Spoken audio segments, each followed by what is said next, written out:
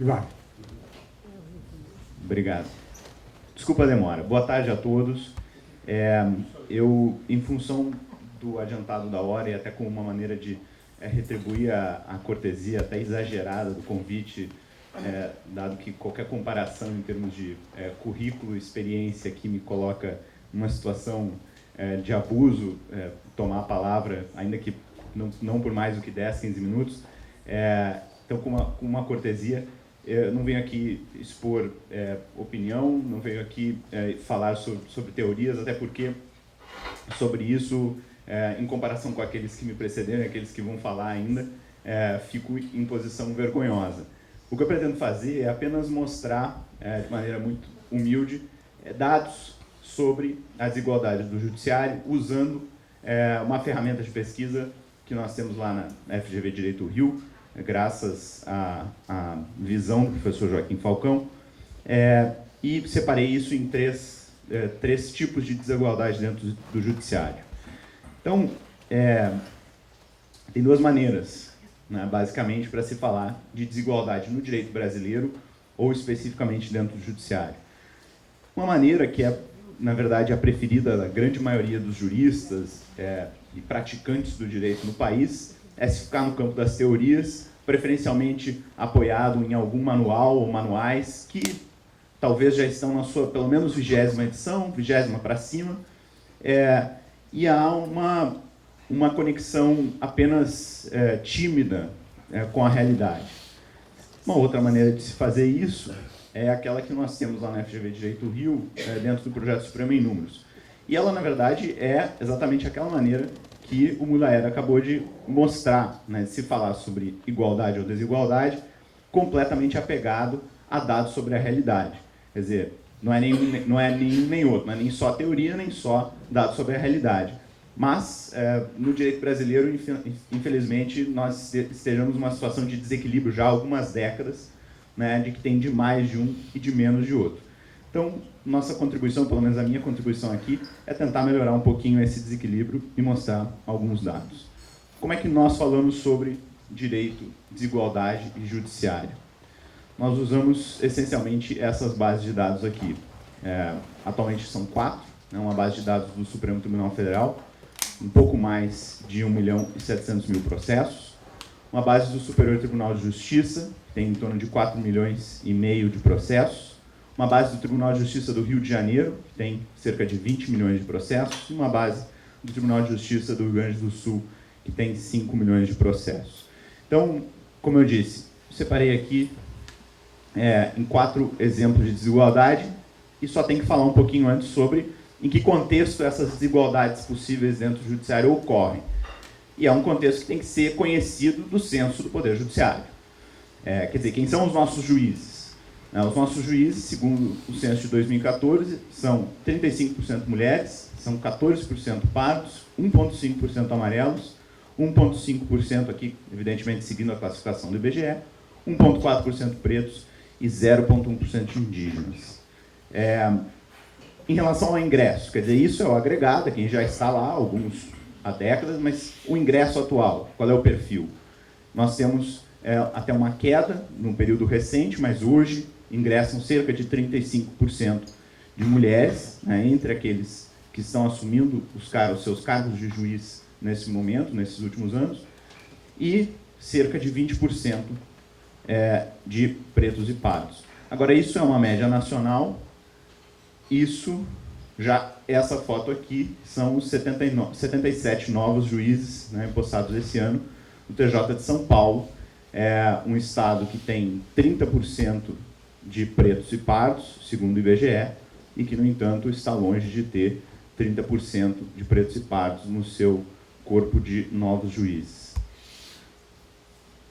E aí, o dado que também é necessário, quer dizer, não basta olhar só o corpo dos juízes brasileiros e das juízas brasileiras, é necessário olhar também o que nós temos de representatividade ou de ausência dela dentro dos cargos de chefia, nos cargos de direção de foro, nos cargos de desembargador, nos cargos de gestão dentro desses tribunais, e aí nós vemos que a desigualdade, na verdade, ela é muito pior, ou pelo menos na Justiça Estadual e na Justiça Federal, onde 21% são mulheres na Justiça Estadual, 20% na Justiça Federal, e na Justiça do Trabalho, felizmente, 47%, o que parece ser um modelo a ser analisado, a ser considerado pela Justiça Estadual e Justiça Federal para ver o que está acontecendo, que está funcionando na Justiça do Trabalho, que não está funcionando em termos de ascensão dentro da carreira na Justiça Estadual e Federal.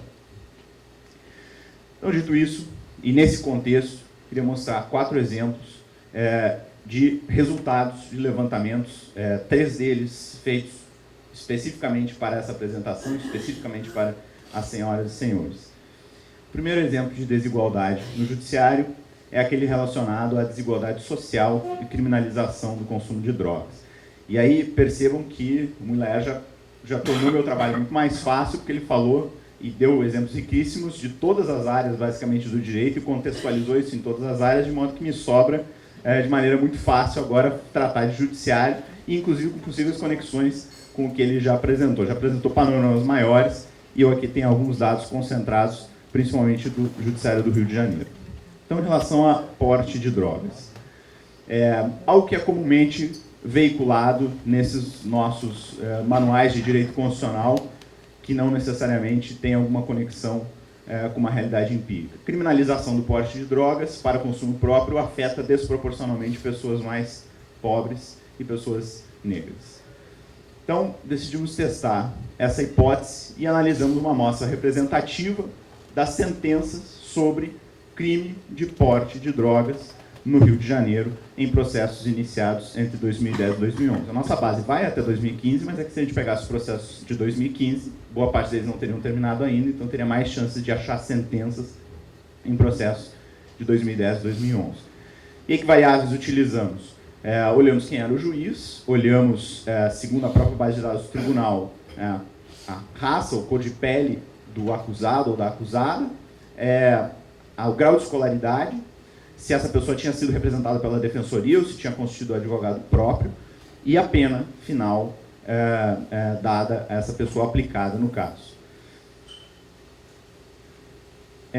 Quando nós testamos alguns modelos, nós encontramos um modelo que, quer dizer, foi o melhor modelo em termos estatísticos, que explica 20% do que está acontecendo lá, ou 20% da variação do que está acontecendo nesses processos, mostra que os réus representados pela defensoria, na verdade, têm uma pena de 26 meses menor, em média.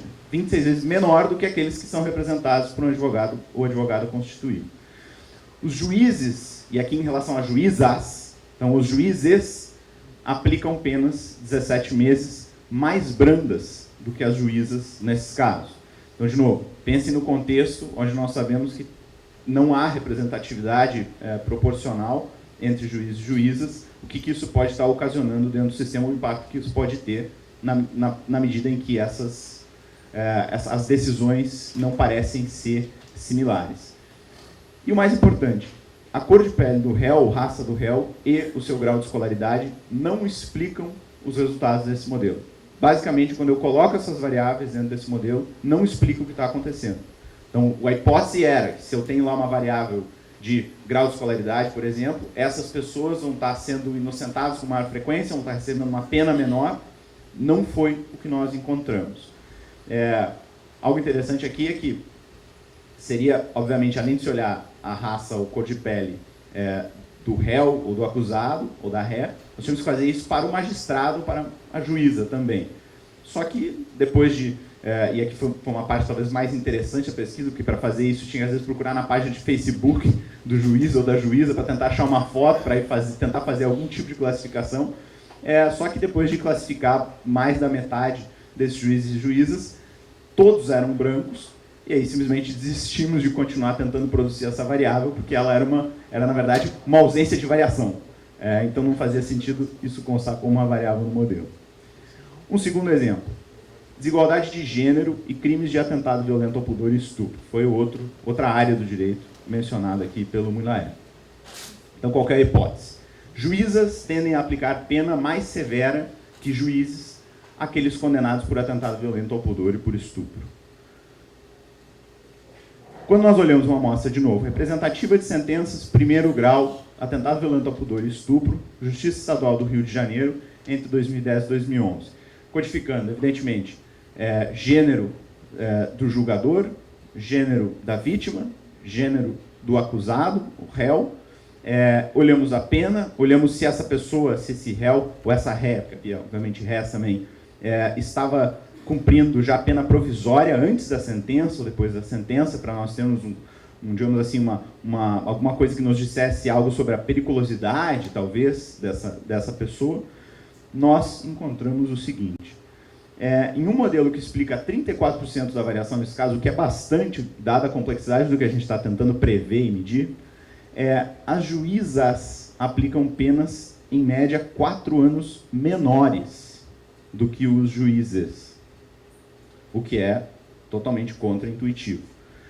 E num modelo que explica mais ainda, quer dizer, nos dois nós estamos controlando pela periculosidade usando a prisão, se o réu tinha sido preso preventivamente ou não. E no modelo que explica ainda mais, veja, 53% no modelo assim, dada a complexidade que a gente está tentando, tratar ou analisar, realmente é bastante, as juízas parecem condenar com frequência 16% menor esses acusados do que os juízes. Terceiro, desigualdade em razão do exercício de cargo público. De novo, tese ou argumento ou ideia. As autoridades com foro privilegiado no Supremo são beneficiadas pela demora no processamento dos crimes. Foi bastante interessante na quinta-feira, quando os ministros do Supremo votavam sobre o recebimento ou não da denúncia em relação a Renan Calheiros, vários deles fizeram uma espécie de meia-culpa para explicar, olha, demorou muito, mas não foi por nossa culpa. A Procuradoria-Geral da República demorou muito para oferecer a denúncia, demoraram muito para produzir prova, não foi nossa culpa. Justamente contextualizando essa crítica que é feita com bastante frequência. Então aqui nós pegamos determinados tipos de crime, buscamos os crimes que ocorriam com maior frequência no foro privilegiado no Supremo e comparamos o tempo que leva lá, nessa primeira instância, e o tempo que leva no TJ do Rio de Janeiro, numa primeira instância equivalente. E aí o que acontece? Quando nós pegamos só aqueles iniciados em 2014, a gente tem ali a porcentagem deles que, iniciados em 2014, já tinham uma decisão no TJ do Rio de Janeiro, e aqueles que, iniciados em 2014, já tinham uma decisão no Supremo. Quer dizer, uma concentração muito maior no Supremo. Para peculato. Crimes da lei de licitações, 5% já tinham decisão no TJ do Rio de Janeiro nessa primeira instância, 16% já tinham decisão no Supremo. Corrupção passiva, TJ do Rio de Janeiro, 30% já tinha decisão, Supremo, 10% já tinha decisão. Ou seja, nem tanto ao céu, nem tanto ao inferno. A coisa parece ser um pouco mais complicada do que apenas foro privilegiado demora muito.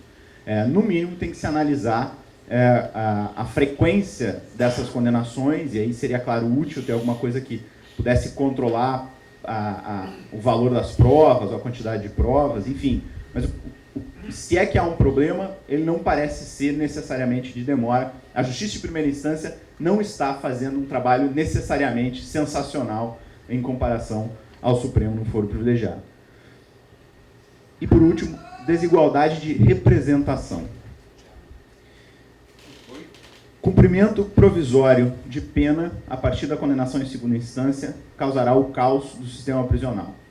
Isso era comumente ouvido em fevereiro, a partir do momento em que o Supremo, numa decisão, determinou que, mudando o entendimento anterior, então antes só podia começar a cumprir pena depois de esgotados todos os recursos, na terceira, na quarta instância e nas instâncias dentro da quarta e da terceira instância, mudou para pode ir para a prisão ou pode começar a cumprir algum outro tipo de pena a partir de uma condenação já em segundo grau.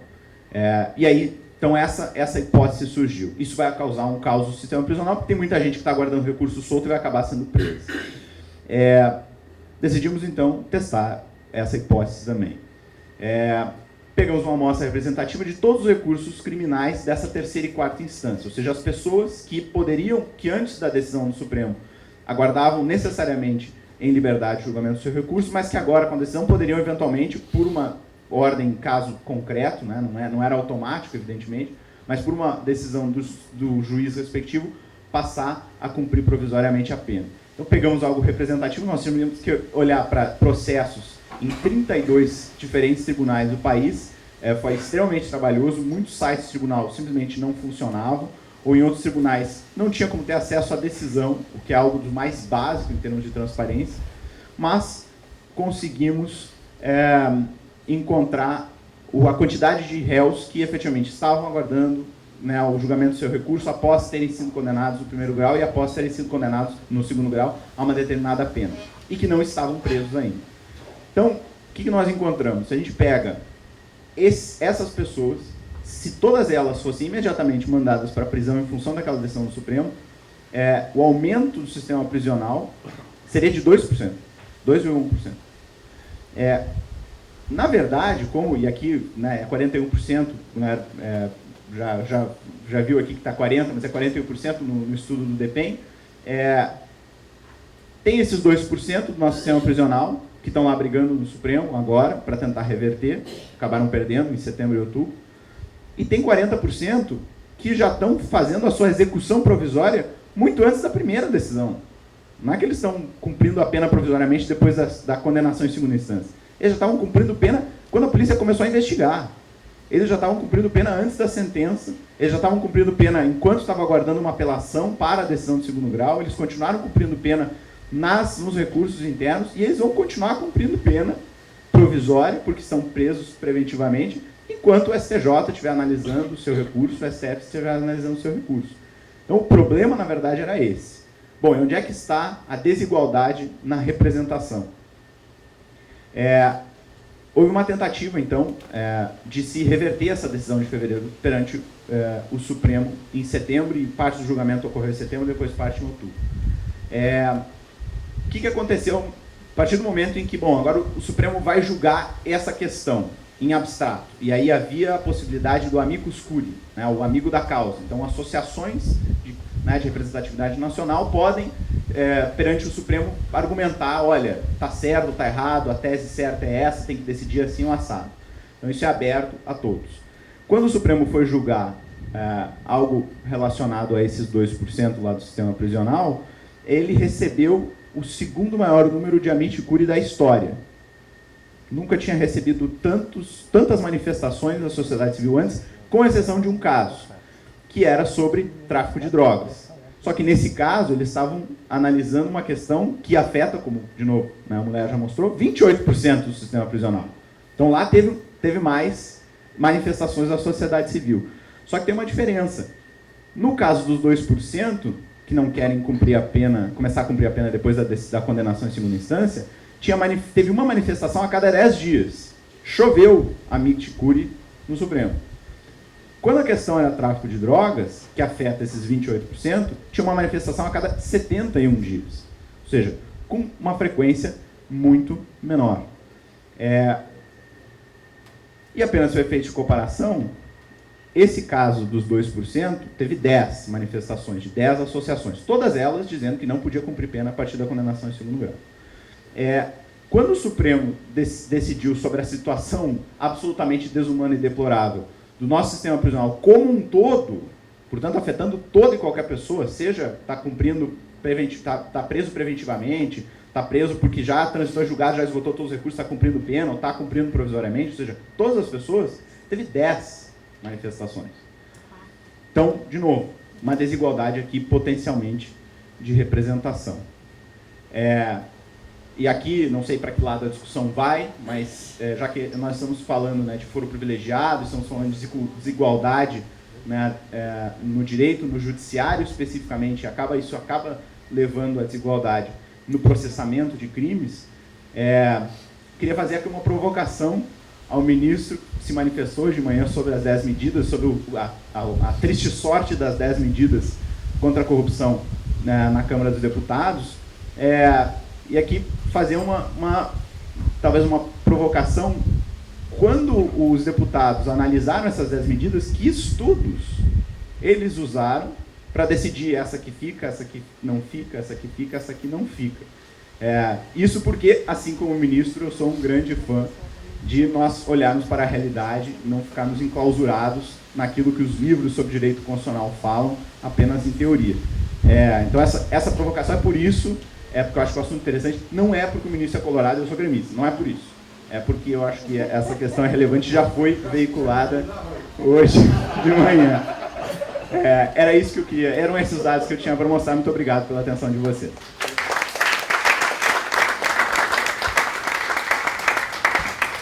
Bom, obrigado, Ivar. Então, como o professor Terson tinha mencionado, vamos abrir agora para perguntas, tanto para o Eduardo quanto para o Ivar.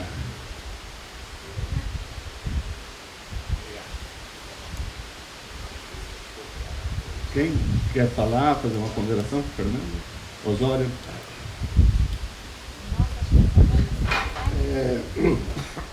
Sobre a 10 medidas que o senhor acaba de falar, eu li alguma coisa no Jota, salvo engano, que foi produzida por alguém da GV lá do Rio de Janeiro, dizendo que também o Ministério... legal. Aí, dizendo que o Ministério Público também não fez nenhum estudo para apresentar as 10 medidas. Não foi isso que o senhor disse? O que foi dito? Fez usou alguns estudos, mas podia ter usado algumas coisas. Bom,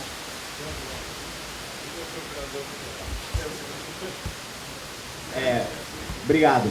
O que eu posso ter, talvez não ter sido suficientemente claro no artigo lá no Jota.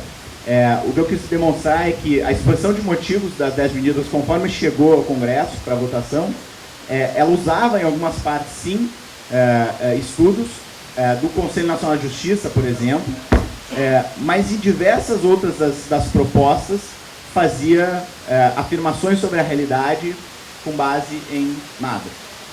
Então, de novo, nem 8 nem 80. Havia alguma coisa de embasamento, certamente muito mais de embasamento em realidade empírica do que os deputados usaram para tomar a sua decisão, mas também podia ter sido melhor fundamentado.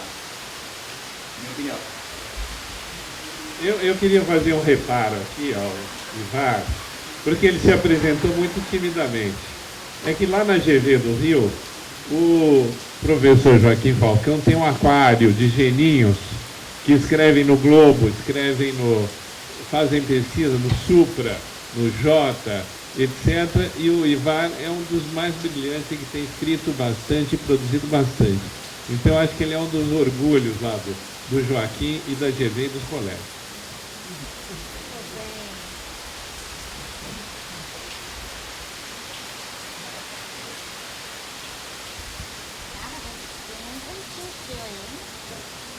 Bom, parabéns também pelas duas apresentações, são muito informativas, muito esclarecedoras.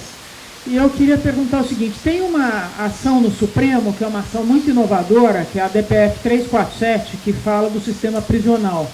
E foi proposta por advogados do Rio, né, sob a orientação do Daniel Sarmento, e ela propõe lá no fim um plano de redução, uma coisa que eu acho muito difícil de executar, um plano propõe que o Poder Executivo seja condenado a fazer um plano sobre prisões. Eu acho isso muito complicado e acho que aqui já foi dito que o que faz mais sentido são coisas incrementais e tópicas. Diante desse número, que é chocante, de 40% de presos provisórios, eu não sei se vocês têm conhecimento, se existe alguma medida em tramitação no Congresso, alguma solução, mas existiria alguma solução de aplicação mais rápida para reverter esse quadro deplorável?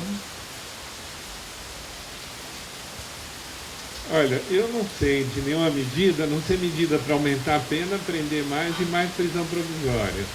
Agora, eu queria contar como esse assunto é tratado. Em 1987, o ministro Brossard me convidou para presidir o Conselho Nacional de Política Criminal. E tinha uma turma forte lá, tinha no Conselho o Evaristo de Moraes, o René Dotti, e nós fizemos um pouco o que a ministra Carmen Lúcia está fazendo agora, fomos visitar os presídios do Brasil inteiro, né? E é uma coisa espantosa. A primeira coisa que eu perguntei, chegando lá, falei, onde estão as estatísticas, né? E disseram, não tem estatística. E aí o DPEM fez o primeiro levantamento, depois um segundo recenseamento. Em 2015, agora o DPEM fez outro levantamento, mas incompleto, porque São Paulo, por exemplo, não entregou os dados. E, então não há estatística eles têm alguns dados, mas não há muita estatística. E para dar um exemplo, como esse assunto é tratado, eu vou contar uma anedota, mas é uma anedota real. Quando eu estava lá nessa posição, me ligou a juíza corregedora da Bahia, dizendo que tinha um presídio numa situação calamitosa, que ela precisava de ajuda, que tinha preso o homem quase na mesma ala que preso a mulher, vazamento e tal. E eu liguei ao secretário da Justiça, depois de falar com o ministro, e disse, olha, o ministro autorizou a gente a dar um apoio. O senhor quer uma verba para reformar o presídio? E aí eu ouvi dele uma coisa espantosa, que me lembrou agora o ministro Gedel. Ele me diz o seguinte, essa mulher teve a coragem de ligar para o senhor para falar mal da Bahia, e aí acabou o assunto. Então é assim que o problema penitenciário é tratado nesse país, quer dizer, empiricamente, sem muita estatística. E o pessoal que estava no DPEM o ano passado, que parecia excelente, era um defensor público de São Paulo, inclusive me pediu para ir com ele a CPI do sistema penitenciário, falar mais ou menos as mesmas coisas. A CPI tomou os depoimentos, fez um relatório e aparentemente nada que preste, propõe 50 mil estudos, medidas e nada de concreto.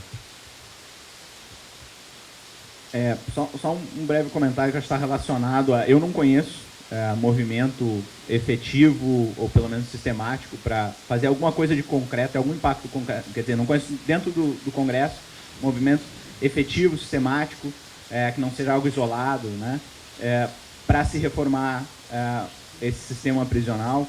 E talvez boa parte da razão seja que esses 40% são presos provisoriamente. Pela Constituição, eles têm direito ao voto. Só que eles não votam.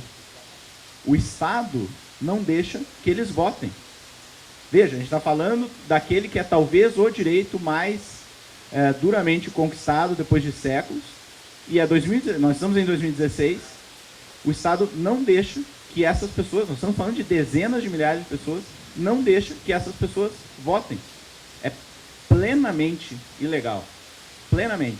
Então, é difícil esperar que o Congresso, como o ministro Jobim já falou, o Congresso vai refletir, né, a necessidade de ser eleito. Essas pessoas não estão dentre aquelas que os partidos têm que pensar, bom, como é que a gente vai conquistar esse voto? Não precisa, esse voto não existe. Aí o que a gente tem que pensar é que são 250 mil pessoas distribuídas em 1.000 estabelecimentos penitenciários. Então, embora seja digna a ideia de que eles têm direito de voto, eles são privados de direitos muito mais importantes para eles do que o voto. E se eles não votam, a família vota, os amigos votam. Então, eu diria, esse argumento é um argumento político importante, de igualdade, mas eu acho que não é o mais importante do caso.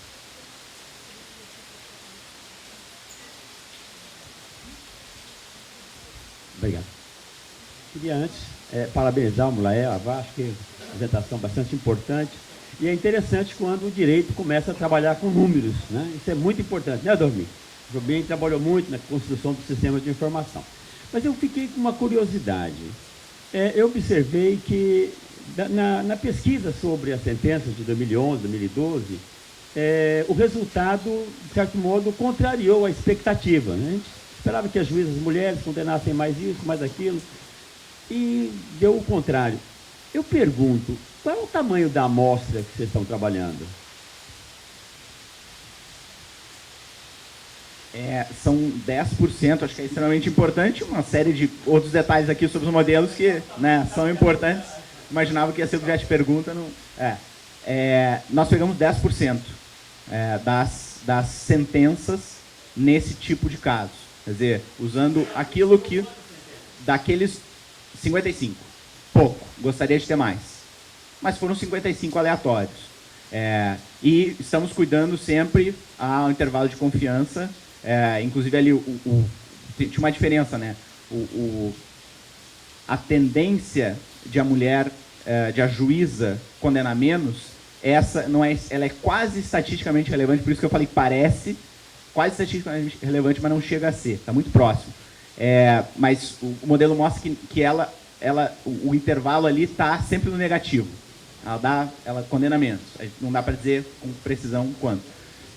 Em relação 4 anos a menos de pena, esse é estatisticamente significativo, mas está aí, são 10%, 55 observações. Gostaria de ter muito mais, certamente seria melhor ter mais observações.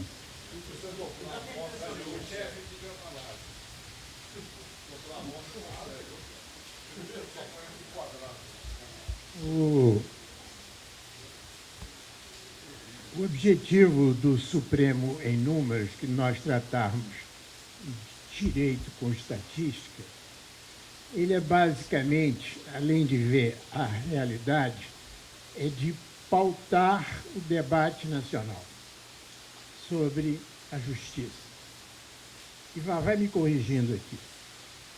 Então, fomos nós que, ao levantar a questão do pedido de vista, qual é a média de tempo do pedido de vista no Supremo? 346 dias. A lei manda que seja 2 sessões. Então, isso nós levantamos a questão do pedido de vista como um veto individual do ministro. O ministro tira e ele está tendo uma canibalização de algo que seria um direito dele. E se o Jobim me permite a história, quando nós vimos 600... quantos dias? 346 dias, o pesquisador nosso entrou na minha sala e disse: Joaquim, temos um problema. Eu disse: qual, ministro? Qual? Disse: nós temos aqui que são 300 e tantos dias de pedido de vista, ou seja, o Supremo é ilegal por ele mesmo. Aí, disse: qual é a dificuldade? A dificuldade é que o Jobim retém muito no pedido de vista, ele aumenta esse número no pedido de vista. Aí eu disse: qual é a dificuldade? Isso aqui, o Jobim é seu amigo. Aí eu disse: então você faz o seguinte, você pega o avião, vai para Brasília, conversa com o Jobim e vê se é isso mesmo. Aí o pesquisador voltou contente e disse: Jobim confirmou tudo. Então é isso. Outro exemplo, o Código de Processo Civil deu às partes em situação de agravo a possibilidade de sustentação oral de 15 minutos no Supremo. Quantas horas o Supremo tem de sessão por ano? 700 horas. Se esse dispositivo do Código de Processo tivesse passado, quantas horas eram precisas? 2.500. Quer dizer, não era factível. E, por fim, o último exemplo. Uma liminar você pede porque tem o periculo in mora. Quer dizer, se não decidir agora, causa algo grave. Então, é algo que você pede para que seja decidir de 24, 48 horas e tudo. Qual é a média de liminar no Supremo? Então, quando você diz tem perigo de vida, o Supremo leva mais de 30 dias para decidir. Então, o que a gente quer fazer é colocar a questão: por que o Supremo funciona assim? Ele funciona assim porque ele cria uma incerteza judicial que permite a eles próprios dizer quando julgo, como julgo, quem julgo, etc. e tal. E fazer a agenda é exercer o poder. Então, eles... essa enfermidade passa a ser uma condição da saúde do Supremo. E é isso que a gente quer. Pronto, já. Direito de resposta. A primeira coisa, em relação ao problema de mulheres, eu não vou fazer observações, eu só vou contar a minha experiência.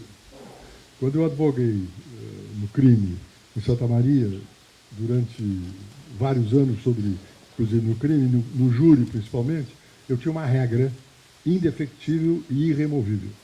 Não aceitava mulher no conselho de sentença, porque condenava sempre.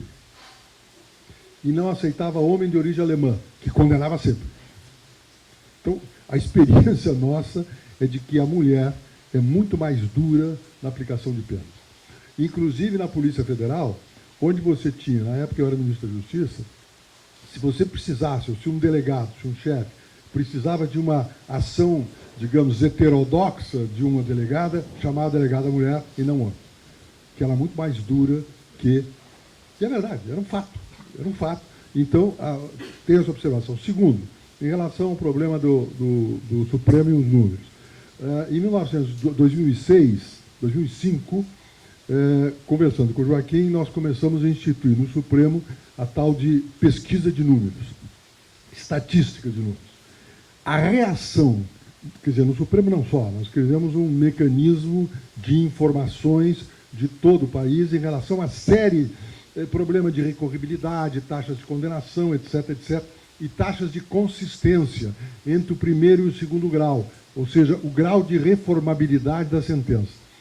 Foi uma dificuldade imensa, o Joaquim lembra disso, de conseguir que os tribunais, inclusive os superiores, se submetessem a isso, ou seja, aceitassem informar números. Você teve que mandar um juiz percorrer o Brasil, ameaçando os tribunais e não fornecer esses dados.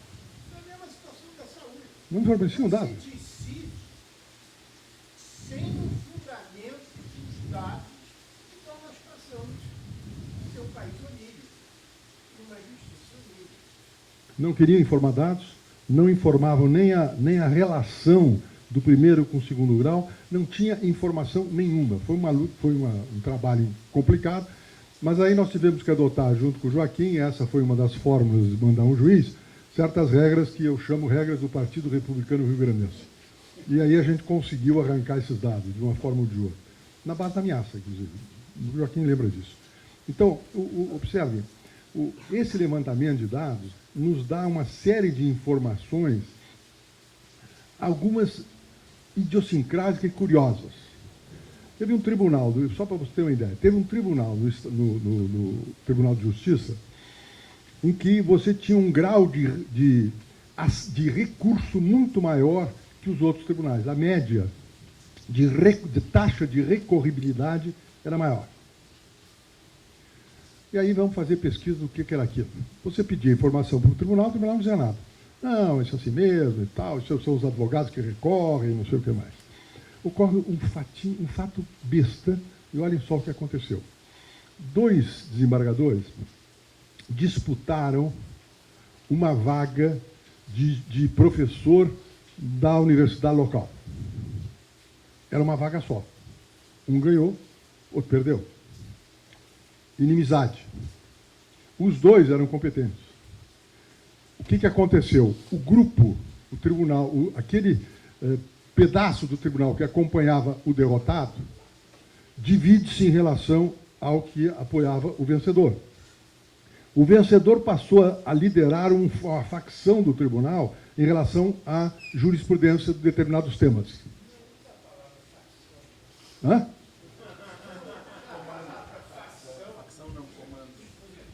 Tudo bem. A outro sustentava de forma diversa. Então eu fui discutir com eles o assunto, e eles, mas não com todos, evidentemente que essas coisas a gente não conversa com todo mundo. E aí o que eu pus para eles? Olha, dizia o cliente para o advogado, vamos recorrer do caso? E o cliente pergunta, qual é o grau de possibilidade de vitória em relação a essa tese no segundo grau? Pergunta normal. Aí o advogado responde, olha, se cair esse processo com a turma X, nós temos possibilidade de ganhar. Agora, se cair na turma Y, não temos possibilidade de ganhar. Qual é a pergunta subsequente do cliente ao seu advogado? Como se faz para cair na turma Y. Logo, passa a ser o distribuidor o sujeito mais importante do tribunal. E aí entra o processo de corrupção. E o aumento do grau de recorribilidade decorria dessa disputa pessoal entre os juízes. Aí eu mostrei para eles, vocês estão trabalhando por causa da briga dos outros. Aí eles tentaram, enfim, houve uma mudança de conduta. Esses dados nos dão exatamente o problema da consistência, ou seja, da consistência do sistema. E você vai observar, por exemplo, a consistência do sistema mostra quando o grau de reformabilidade das sentenças de primeiro grau. Quanto maior for o grau de reformabilidade, mais inconsistente está o primeiro com o segundo grau. E essa reformabilidade maior do segundo grau, ou seja, do tribunal em relação à justiça de primeiro grau, importa num aumento da recorribilidade. Agora, nós temos que lembrar o seguinte, tudo isso é muito bonito, mas nós estamos tratando no mercado de trabalho. E no momento em que você começa a discutir redução de tempos e redução de recorribilidade, você está batendo em escritórios profissionais. Na década de 70, os advogados do interior tinham representações nas advocacias da capital. Ou seja, eu lá no nosso escritório em Santa Maria tinha uma representação em Porto Alegre que atendia os casos nossos, etc. Depois, os advogados da capital passaram a ter escritórios no interior, que significa o seguinte, escritório no interior para uma advocacia da capital é para produzir recurso, ou não? Então, vamos deixar claro que tem muita coisa que nós temos que pensar também no problema do mercado de trabalho. Ou seja, você está mexendo no mercado de trabalho e está mexendo em algo que o Joaquim refere com clareza, poder. Eu me lembro que nós propusemos, há alguns anos atrás, que as questões processuais não tivessem recurso para os tribunais superiores, ficasse até o Tribunal de Justiça. Por quê? Salvo aquelas excepcionais que importassem em problemas de cessamento de defesa, etc, etc. Bem, não houve jeito de aceitar. E por quê? Porque os processualistas ficaram furiosos, porque nós estaríamos desqualificando a sua matéria, porque essa sua matéria não seria objeto de discussões no STJ ou no Supremo Tribunal. Ou seja, observem bem aqui que são variáveis que a gente, desconhecendo, tropeça em qualquer tipo de mudança. Tem que saber contemporizar isso e como você superar esse tipo de situação. E quanto à questão da vista, é verdade. Eu tinha, e aí eu vou contar as razões, não tentar justificar, mas mostrar como as coisas aconteciam. No Supremo não tinha pauta organizada. Você não sabia o que ia ser julgado no dia que chamavam. E a pauta era escolhida pelo presidente a partir de decisões idiosincrásicas. Ou porque o Mulaer foi lá e pediu, olha, me bota esse julgar, ele botava. Esse assunto vamos botar. Então era completamente caótico. Então você chegava na sessão, eu fiquei 4 anos como sendo o primeiro a votar. E no Supremo, quem vota depois do relator é o primeiro, é o mais moço, contrariamente às formas dos outros tribunais. Pois bem, quando chegava uma matéria inclusiva, o Moreira Alves fazia um sinal para mim. Pede vista, porque nós não estamos preparados para discutir esse assunto. Aí eu pedi a vista, pedi a vista. Alguns casos, eu inclusive fiz isso. Segurei a vista algum tempo para ver como é que aquilo ia funcionar, que foi o caso da lei de arbitragem. Tanto Moreira Alves como o Pertence queriam declarar a inconstitucionalidade da lei de arbitragem, inviabilizar as cláusulas compromissórias, ou seja, a solução de conflitos futuros através da arbitragem, porque diziam que era inconstitucional. Eu segurei aquele negócio 3 anos. Quando começou a funcionar, eu trouxe de volta. E aí mostrei dados do funcionamento do sistema, e aí acabamos julgando. Alguns casos, evidentemente, eu segurei por questões dessa natureza. Alguns tinham problema de tempo, etc. e tal, mas no normal ocorre esse fato. Por exemplo, agora, qual é o efeito da vista no caso do Renan? Na vista do caso do Renan, não julgado este ano, cai o objeto da ação que é movida contra o Renan de que ele não poderia assumir a presidência da República, no caso, na sequência dessa situação. Por quê? Porque ele não será mais presidente. E aquilo tinha por objeto específico, não era uma ação genérica. É verdade. Não era. Não, mas eles estão atrás da questão do Renan. Com isso, joga para frente esse assunto. Não vamos jogar mais. Vamos, a última observação do Alexandre, e depois a gente vai à apresentação do professor Martino. Então é para o ministro Jobim e para o professor Falcão. Uma saída seria a adoção no Brasil de uma corte constitucional? Uma corte constitucional? Adoção de uma corte constitucional nos moldes que nós temos na Europa. E aí, será que haveria, se isso fosse cogitado, seria em termos de poder, seria uma perda de poder do Supremo Tribunal Federal, se essa hipótese fosse adotada? E aí haveria uma resistência do próprio Supremo Tribunal Federal?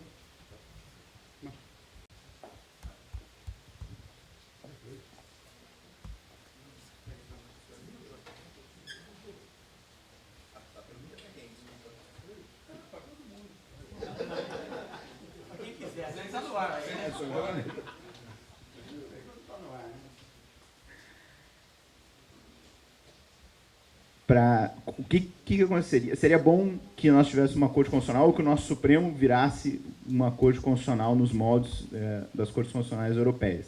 E ver o que está por trás, o que é uma corte constitucional. Não sei exatamente qual é o seu conceito de corte constitucional. Talvez... Poucos processos, perfeito. Isso parece ser uma característica comum desses tribunais pelos quais a gente olha, e não é a única, mas poucos processos parece ser uma das características, né? Um tribunal que julga 60, 70 casos por ano, que é o caso da Suprema Corte norte-americana. Então, o que seria... será que é viável o Supremo se transformar num tribunal que julga 60, 70 casos por ano? Eu acho que não. Estou muito bem acompanhado. Acho que não é possível. Não porque não seria bom ser assim, mas porque, faticamente, isso não vai acontecer. Acho que seria bom, mas simplesmente não vai acontecer.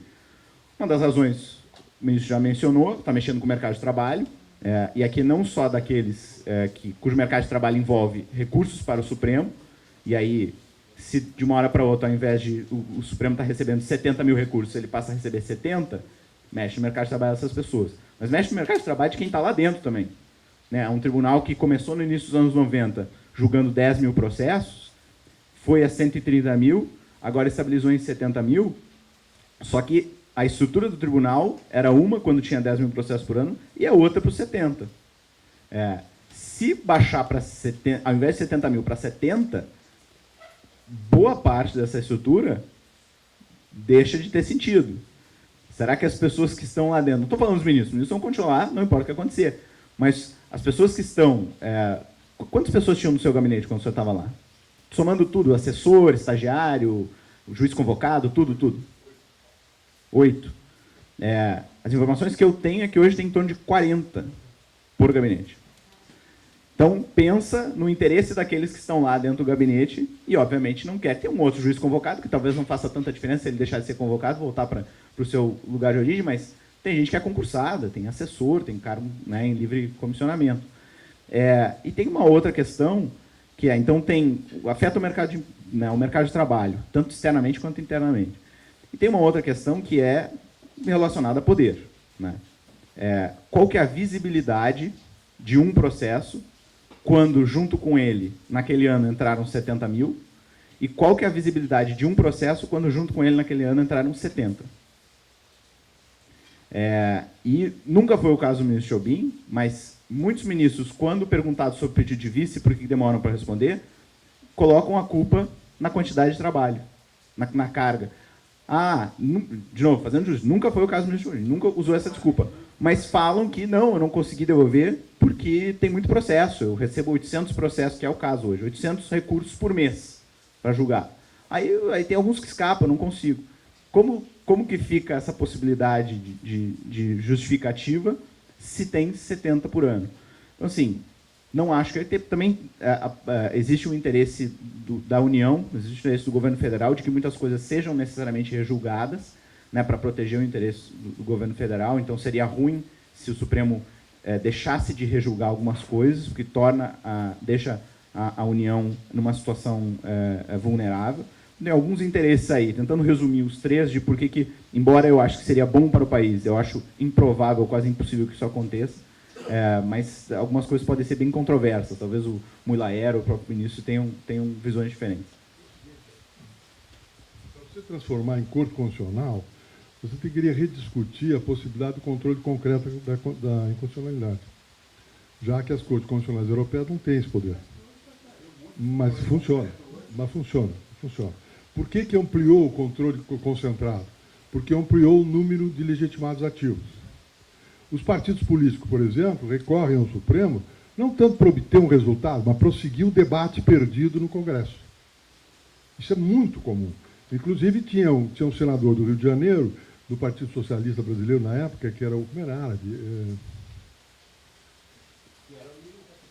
Aquele que era... Hã? Não, árabe, que tinha um nome árabe. O Jamil Haddad.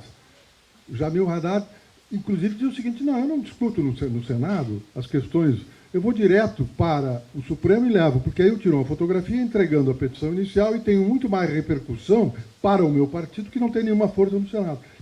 Ou seja, tem que enxergar também o uso disso como mecanismo político. E isso se deu com essa abertura da legitimação. Outra coisa, você não pode pretender reduzir o número de matérias constitucionais vis-à-vis do problema americano por duas razões. Primeiro, porque os americanos têm a possibilidade de escolher o que vão decidir. E segundo, talvez seja isso, mas em segundo lugar, a constitucionalização de matérias na Constituição brasileira é muito mais ampla do que o sistema americano. O ICMS está lá, o sistema tributário é um desastre em termos de acesso. Por quê? Porque tem muita matéria constitucionalizada. Aí você diz, mas a Constituição brasileira está errada. Acontece o seguinte, é que na época da Constituinte era muito mais fácil você colocar algo dentro da Constituição do que aprovar uma lei ordinária. A lei ordinária precisava ser aprovada na Câmara, depois precisava aprovada no Senado, depois tinha um veto, depois tinha a possibilidade da rejeição do veto. Era muito mais cômodo você estar com a matéria na Constituição do que estar fora da Constituição. Porque isso você requeria. Então, houve um grande debate na época, essa amplitude que, às vezes, os constitucionalistas começam a falar em construção dessa coisa nenhuma. Era necessidade do sujeito dizer, olha, a matéria vai ser aprovada aqui porque eu vou votar em 2 turnos por votação de maioria absoluta. Lá eu tenho que votar na Câmara, no Senado, veto e rejeição do veto. Entenderam? E muito difícil você reduzir isso. E, afora, o problema da demanda política, do debate político. Professor Martino.